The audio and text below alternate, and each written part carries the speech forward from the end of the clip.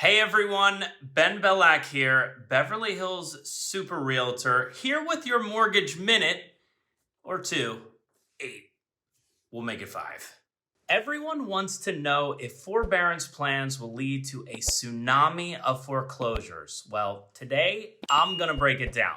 At the onset of the economic disruptions caused by the illness, the government quickly put into place forbearance plans to allow homeowners to remain in their homes without making their monthly mortgage payments. Today, almost 3 million households are actively in a forbearance plan. Though 29.4% of those in forbearance have continued to stay current on their payments, many have not. Yanling Meyer, principal economist at CoreLogic, recently revealed a distributional analysis of forborne loans payment status reveals that more than 1/3, or almost 40%, of all forborne loans are now 150 plus days behind payment, while as many as 1 in 4, or 25.5%, are 180 plus days past due. These homeowners have been given permission to not make their payments, but the question now is, how many of them will be able to catch up after their forbearance program ends? There's speculation that a forthcoming wave of foreclosures could be the result, and that could lead to another crash in home values like we saw a decade ago. However, today's situation is different than the 2006 through 2008 housing crisis, as many homeowners have tremendous amounts of equity in their homes. So what are the experts saying? Over the last 30 days, several industry experts have weighed in on this subject. Michael Sklarz, president at Collateral Analytics, said, "We may very well see a meaningful increase in the number of homes listed for sale as these borrowers choose to sell at what is arguably an intermediate top in the market and downsize to more affordable homes rather than face foreclosure." Odetta Kushi, deputy chief economist at First American, contends the foreclosure process is based on 2 steps. First, the homeowner suffers an adverse economic shock, leading to the homeowner becoming delinquent on their mortgage. However, delinquency by itself is not enough to send a mortgage into foreclosure. With enough equity, a homeowner has the option of selling their home or tapping into their equity through a refinance to help weather the economic shock. It is a lack of sufficient equity, the second component of the dual trigger, that causes a serious delinquency to become a foreclosure.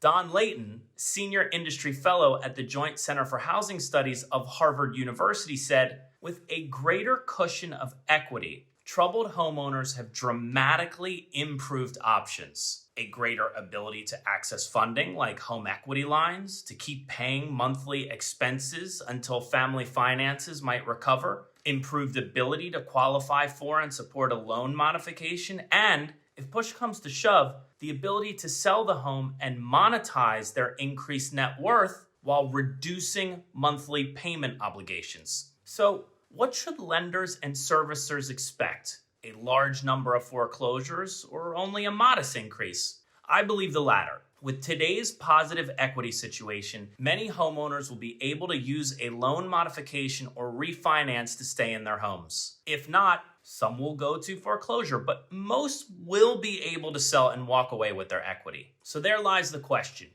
Won't the additional homes on the market impact prices? Distressed properties, foreclosures and short sales, do sell at a significant discount. If homeowners sell instead of going into foreclosure, the impact on the housing market will be much less severe. We must also realize there is currently an unprecedented lack of inventory on the market. Just last week, Realtor.com explained nationally the number of homes for sale was down almost 40%, amounting to 450,000 fewer homes for sale than last December. It's important to remember that there weren't enough homes for sale even then, and inventory has only continued to decline. The market has the potential to absorb 500,000 homes this year without it causing home values to depreciate. So here's the bottom line. The illness has led to both personal and economic hardships for many American households. The overall residential real estate market, however, has weathered the storm and will continue to do so in 2021.